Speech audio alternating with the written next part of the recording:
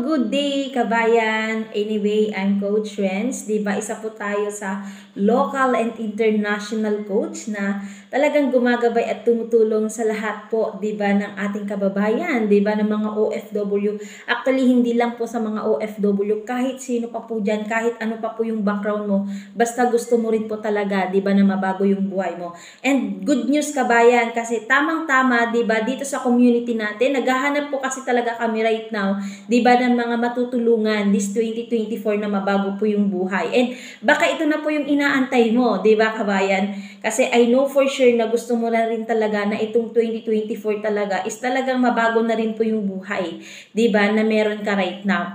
And alam mo ba kabayan, na dito sa community natin, hindi lang po basta, diba, na kumikita ka. Dito gusto namin na maprotektahan ka at pati yung buong family. And katulad nga nitong video na ipapanood ko sa iyo kabayan, panoorin mo kasi itong tao na to is isa talaga to, 'di ba, sa talagang naging testimony, 'di ba, dito sa community natin na Orvix Victus International. Kaya panoorin mo muna, 'di ba? And kapag interesado ka na malaman kung paano gawin itong opportunity natin na to, i-message mo lang ako, 'di ba, sa Facebook ko na Renz De Jesus, or else i-comment mo dyan sa baba, diba? Sa comment section po natin para po matulungan na kita.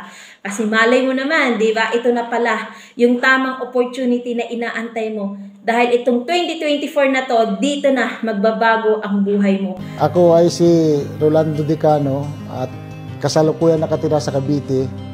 Sa ngayon, ako ay nagtatrabaho sa isang malaking bangko. Ang gamit kong transportasyon ay mountain bike.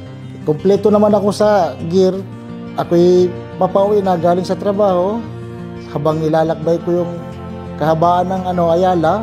Sa hindi inaasahang pangyayari, biglang may sumulpot na Fortuner. At nabigla ako, hindi na ako nakapagpreno. Hanggang ayun, tinamaan na nga, na-aksidente na nga. Buti na lang, malapit lang sa Makati Med, doon ako dinala. Buti na lang, andyan si Obi, sinagod na lahat yung namin, yung nagastos namin. Tapos at salamat din sa aking OIC, saka sa yung nag-imbita sa akin na kumuha ng insurance na under ng Stronghold. Nung nasa ospital na ako, naalala ko, na mayroon pala ako insurance sa OBI. Buti na lang, at nagtiwala ako sa OIC ko na kumuha. Nagsabi ako sa upline ko na na-aksidente nga ako. Binigyan ako ng list of requirements na ipasa kay OBI.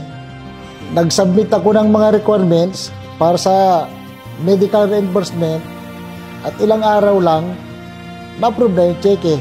Ganon kabilis. Salamat sa OBI na ang nagastos ko ay naibalik. Ito nga pala yung cheque na nakuha ko. Buti na lang, mayroon akong Silpro. Thank you, OBI.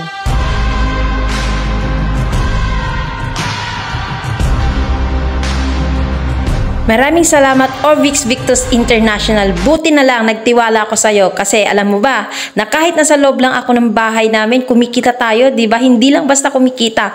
Protektado din tayo pati buong family, kaya kung interesado ka, PM mo ko agad kasi gusto kitang tulungan.